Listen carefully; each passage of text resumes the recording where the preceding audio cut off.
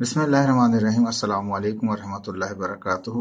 इस वक्त स्टडी कर रहे हैं first year physics, unit number 5 है वर्क, एनर्जी एंड पावर। तो इस वक्त हम वर्क को काफ़ी स्टडी कर चुके हैं। अभी इस वक्त हम स्टडी कर रहे हैं वर्क का रिलेशन किसके साथ, पोटेंशियल एनर्जी के साथ। काइनेटिक एनर्जी ऑलरेडी हम डिफाइन कर चुके हैं। तो यहाँ पे हम इस सवाल बनाया है कि व्हाट इज पोटेंशियल एनर्जी, बताइए पोटेंशियल एनर्जी क्या होता है। Explain the gravitational potential energy. तो ग्रेविटेशनल पोटेंशियल एनर्जी जो है उसको क्या कहते हैं, आप किस तरह एक्सप्लेन करते हैं। तो फर्स्ट ही हम पढ़ेंगे कि पोटेंशियल एनर्जी कहते हैं किसे। तो इसी जिस तरह काइनेटिक एनर्जी होता है जो ड्यू टू द मोशन होता है, ड्यू टू द मूवमेंट जो एनर्जी स्टोर होती है उसे हम काइनेटिक एनर्जी कह रहे थे। तो अब इस वक्त हम स्टडी करेंगे वो है पोटेंशियल एनर्जी। ये ड्यू टू हमारे पास मोशन नहीं है, ये ड्यू टू पोजिशन है हमारे पास। देखें ये वाज़े फर्क है इन दोनों के अंदर डिफ्रेंशिएट करने के लिए। तो पोटेंशियल एनर्जी जो है is the energy that is stored in a body when a body move from one place to another place। वही सिंपल तरीका है जिस तरह वर्क डन का हमने पढ़ा था कि जब भी कोई ऑब्जेक्ट मूव करे, एक जगह से दूसरी जगह मूव कर जाए हमारे पास, तो हम कहते हैं उसने कुछ ना कुछ काम किया। जो काम किया वो कुछ ना कुछ एनर्जी उसने स्टोर कर ली। ड्यू टू द मोशन जो होता है हमारे पास, ड्यू टू द मूवमेंट जो होता है, वो जो एनर्जी स्टोर होती है उसे काइनेटिक एनर्जी कहते हैं। और due to the position, due to the height जो एनर्जी स्टोर होगी उसे हम कहेंगे पोटेंशियल एनर्जी। वही तरीकेकार है, वर्क का वही फार्मूला लगाएंगे, W is equal to f s cos theta. ठीक है, वही फार्मूला लगाया था काइनेटिक एनर्जी में, वही फार्मूला लगाएंगे हम पोटेंशियल एनर्जी के अंदर। लेकिन पहले जो हमने स्टडी किया था काइनेटिक एनर्जी, वो ड्यू टू द मोशन था, ड्यू टू द मूवमेंट था। यानी कि एक ऑब्जेक्ट एक जगह से मूव करके दूसरी जगह चला जाता है तो हम कहते हैं उसने जो एनर्जी स्टोर कर ली है वो काइनेटिक एनर्जी है। ये जो एनर्जी स्टोर की हुई होती है ये वर्चुअल होती है। इसको थोड़ा बाद में डिफाइन करेंगे थोड़ी देर बाद, लेकिन थोड़ा समझ लीजिए। ड्यू टू द मोशन जो होती है, ड्यू टू द मूवमेंट जो एनर्जी स्टोर होती है उसे हम काइनेटिक एनर्जी कहते हैं। और ड्यू टू द पोजीशन जो होती है, ड्यू टू द जो हाइट होती है एनर्जी स्टोर होती है उसे कहते हैं पोटेंशियल एनर्जी। तो kinetic energy due to motion है, ड्यू टू मूवमेंट है। Potential energy due to the position है। तो कहते हैं potential energy is the store energy. ये स्टोर एनर्जी होती है due to the position, position की वजह से, ड्यू टू द हाइट की वजह से जो एनर्जी इसमें जमा हो जाए। यानी कोई ऑब्जेक्ट इसको उठाया और किसी जगह पे रख दिया, तो अब जो एनर्जी स्टोर होगी वो पोटेंशियल एनर्जी होगी। ठीक है, इसको थोड़ा सा भी और डिफाइन करेंगे बाद में। सेकंड डेफिनेशन देख लीजिए, energy possessed by a body by virtue of its position.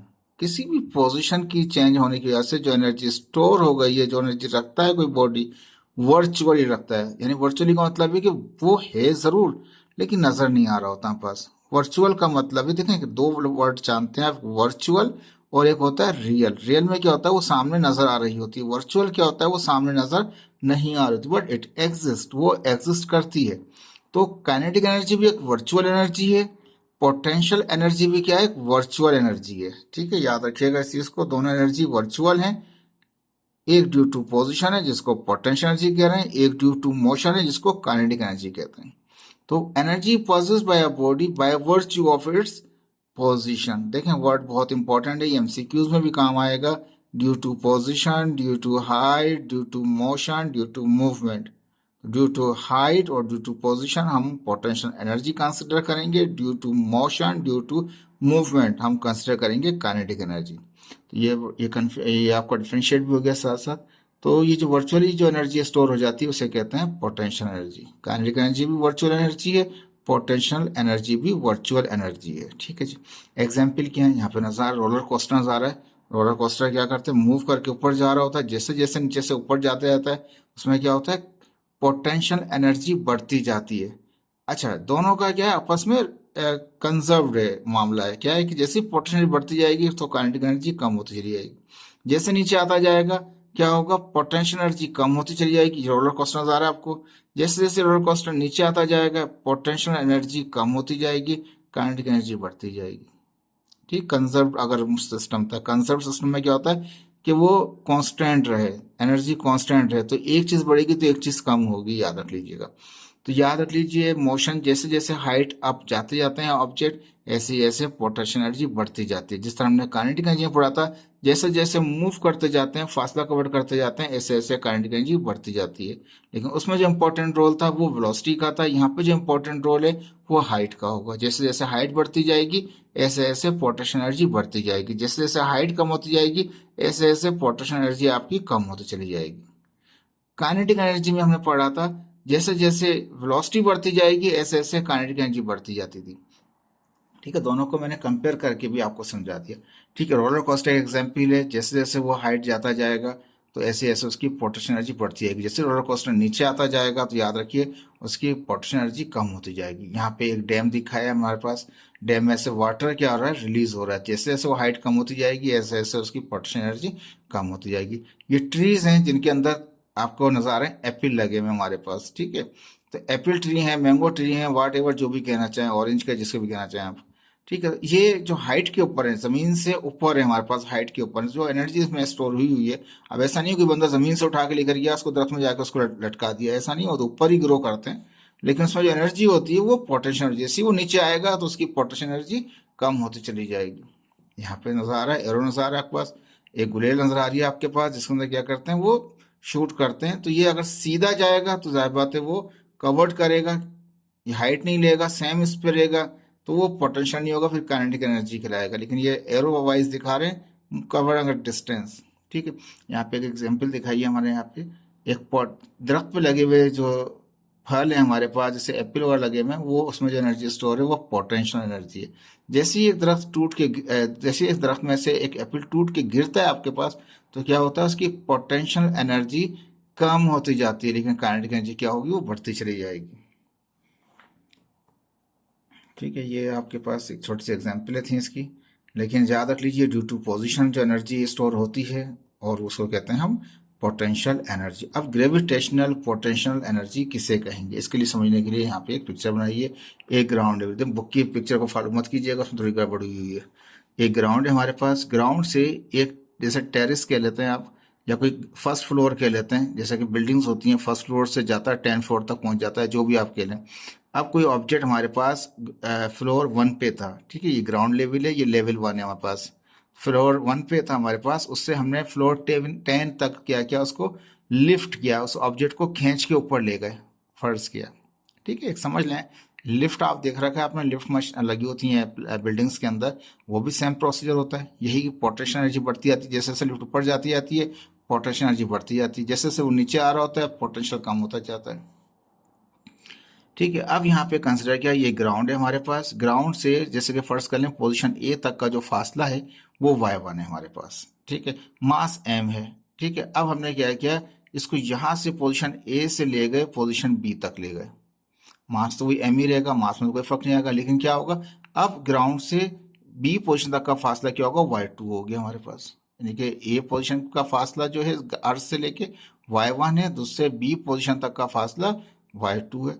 तो ये ए से बी तक का फासला कितना है, तो ज्यादा जो है y2 में से माइनस कर दें y1, तो ए से बी तक का फासला आ जाएगा। तो y2 में से y1, देखें मैंने एरो भी बना रखे हैं बकायदा, y2 से y1 माइनस किया, तो y2 में से y1 माइनस किया तो h आ गया, इसको s भी कह सकते हैं। ये वो डिस्प्लेसमेंट हुई है, यहाँ से ए से बी तक की डिस्प्लेसमेंट है, जो इसको h कह रहे हैं, उसको s भी कह सकते हैं आप। मास सेम रहेगा। जब भी यहाँ पे फ्लोर 1 पे था तो इस पे एक ही फोर्स लग रही थी जो उसके डाउनवर्ड थी, ऊपर नहीं खींचने अभी हम, सिंपल यहाँ पर है तो एक ही फोर्स लग रही है, इस पर रखा हुआ है, वो खींचा नहीं है, अभी फोर्स लगा के इसको ऊपर लिफ्ट नहीं किया हमने, तो एक ही फोर्स लग रही है जो वेट की फोर्स है इसके अंदर। ठीक है, पिक्चर समझ में आ चुकी है।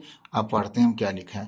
तो ग्रेविटेशनल पोटेंशियल एनर्जी को समझने के लिए क्या करेंगे, कंसिडर करेंगे एक ऑब्जेक्ट है, उसका मास m है, तो मास m नजर आ रहा है, एट अ पोजीशन ए, किस पोजीशन पर है, ए पोजीशन पे, ऑब्लिक करके ले दिया, हाइट y1, तो कितनी हाइट ले रखी है उसने, y1 ले रखी। At this position only one force that is weight, A position के ऊपर सिर्फ एक ही फोर्स लग रही है जो w है, एक्टिंग डाउनवर्ड, जो कहाँ की तरफ आ रही है, वो नीचे की तरफ आ रही है आपके पास।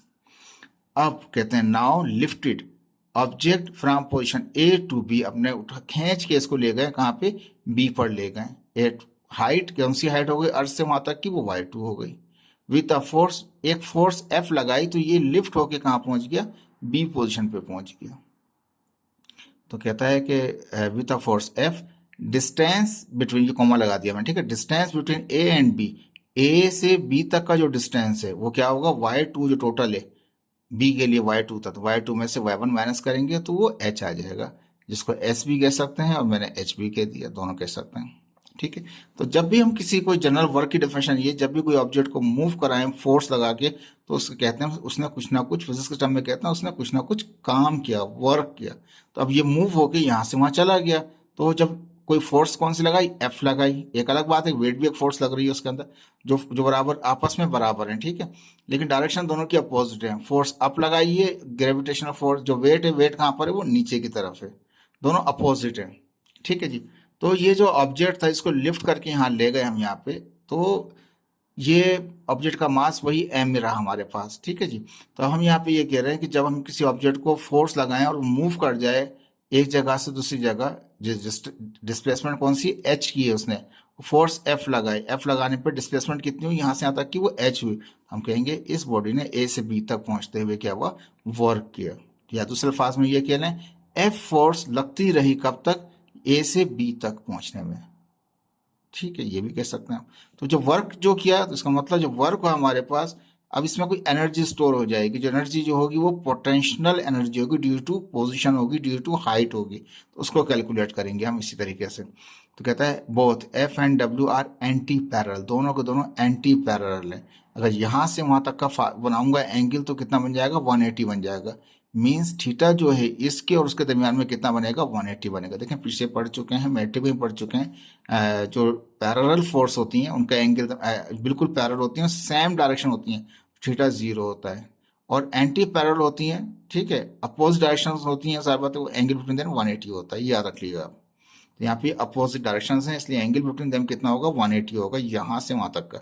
तो according to definition, work from A to B, work कहां से हुआ है, ए से बी तक हुआ है, अगेंस्ट ग्रेविटेशनल फोर्स बी, तो वो वर्क क्या होगा, W, W means work gravitational, under the gravitation is equal to, work का फॉर्मूला क्या है, फोर्स इनटू डिस्प्लेसमेंट। देखें ये डब्ल्यू है, ये वेट है, ये वेट नहीं है, ये वर्क डन है, that is work done under the, यहाँ लिखा भी है मैंने, वर्क डन ए से बी तक होते हुए जो हो रहा है हमारे पास ग्रेविटेशनल के अगेंस्ट फोर्स हो रहा है, डेट इज कॉल्ड डब्ल्यू, उसको डब्ल्यू कह रहे हैं। ठीक है, डब्ल्यू और आगे लिख दिया मैंने ग्रेविटेशनल, जो वर्क डन ग्रेविटेशनल हुआ है वो बराबर है फोर्स इनटू डिस्प्लेसमेंट के।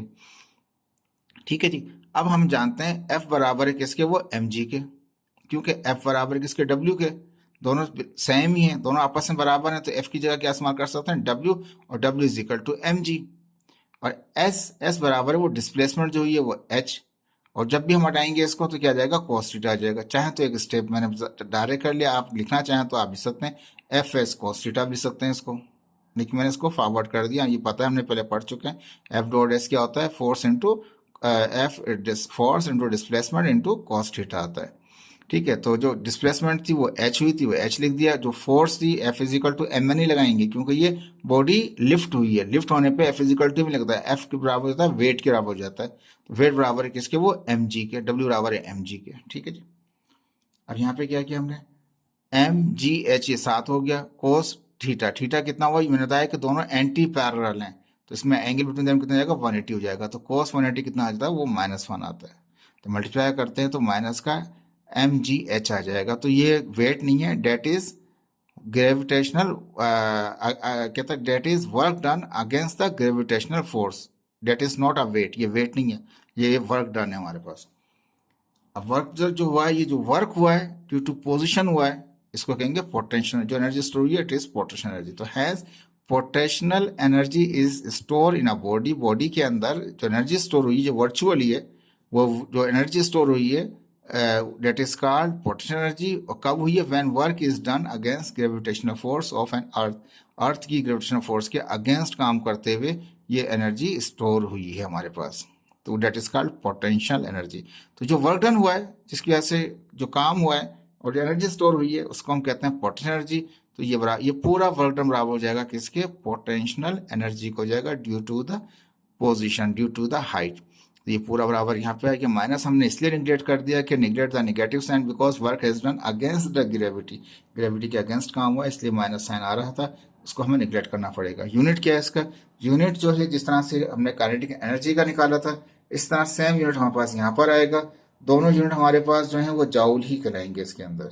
Okay, thank you so much. Hopeful कि आपको ये टॉपिक समझ में आया होगा। अल्लाह हाफिज।